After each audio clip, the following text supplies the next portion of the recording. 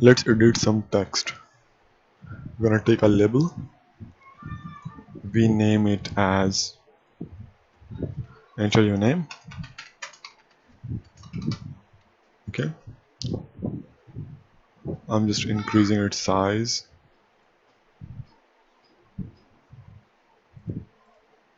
to 17. It's fine. Let's take our text box. We're gonna remove anything in the text box. So go to the text section of the properties. Let me find, yeah, here it is. Remove that text section, it just removes it, make it blank. Now we're gonna take a frame. Inside that frame, we're gonna use these check boxes. You can actually name this frame. The caption can write phone.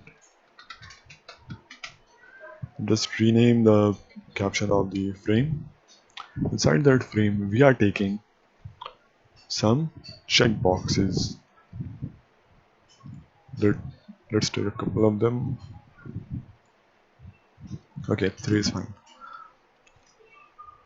Let's rename it to bold.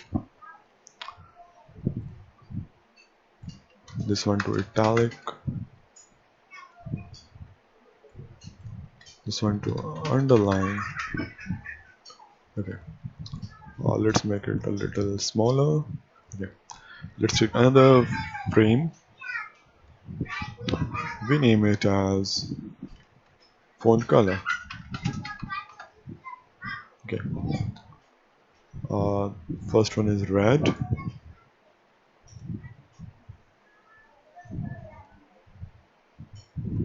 Let's make it a bigger frame. Okay. The second checkbox is this one is red. This one is blue. No. Let's take it green.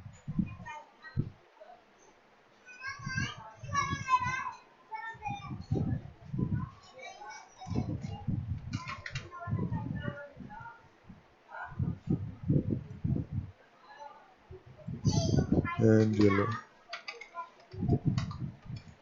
Okay.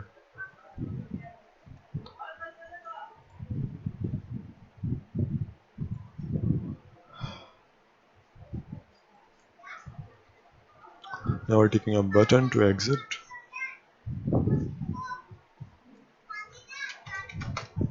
Our plan is if we write some name here or anything, and if we check these boxes, we're gonna apply these steps on these formatting steps on this text here, which we're gonna enter. So all the coding will be in these check boxes. So let's start with the bold.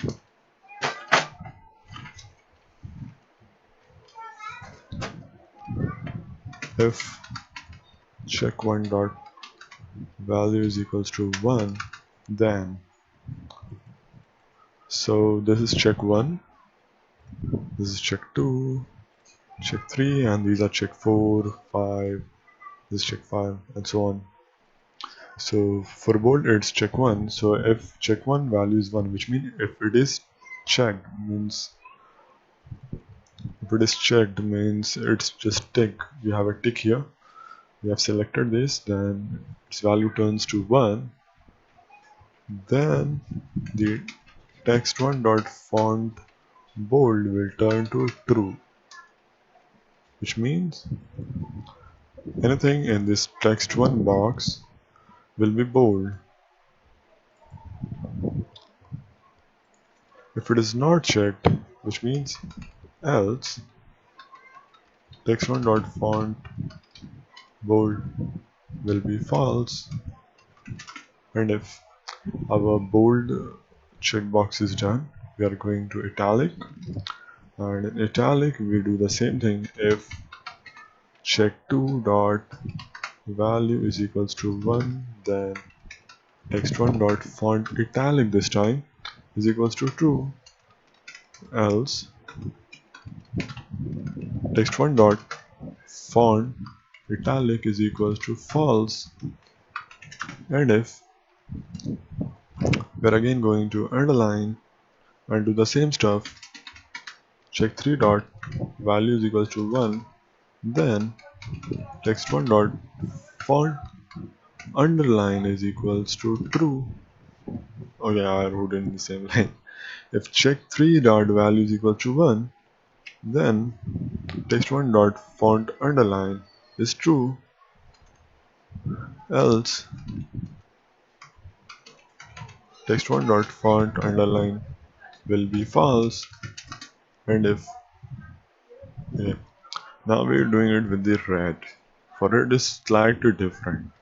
It will be same like if check 4 dot value is equals to 1, then text1 dot 4 color, remember that 4 color VB red. It is the name of the color in Visual Basic, so it's VB red. Else text1 dot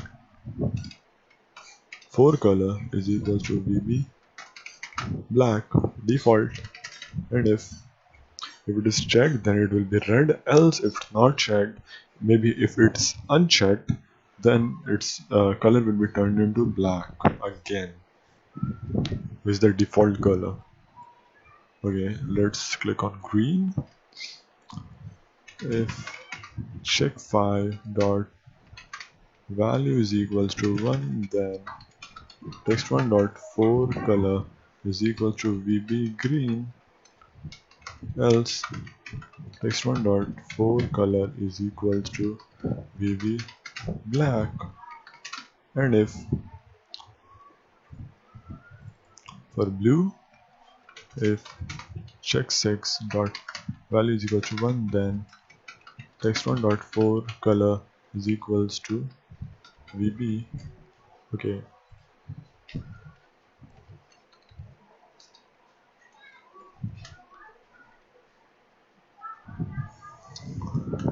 blue,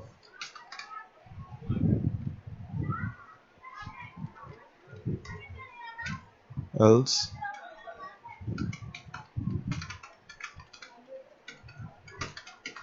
VB black.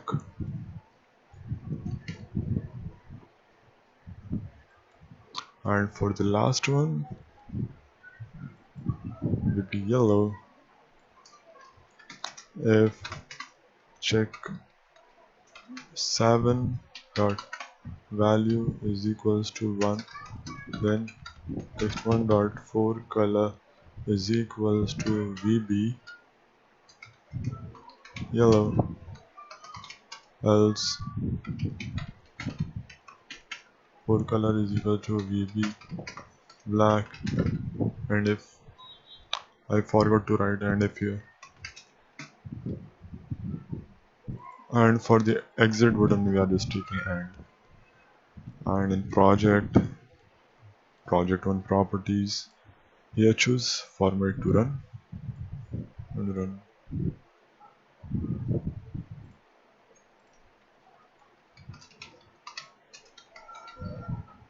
Okay, let's make it bold, italic, underline. Okay, something is wrong. Okay, something is wrong with underline. If check 3 dot value is equals to, okay, now it's fine.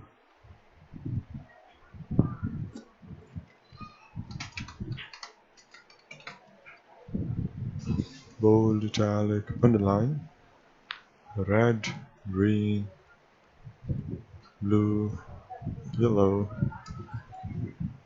Yeah, it's working. Okay, hope you learned something. See you in the next one.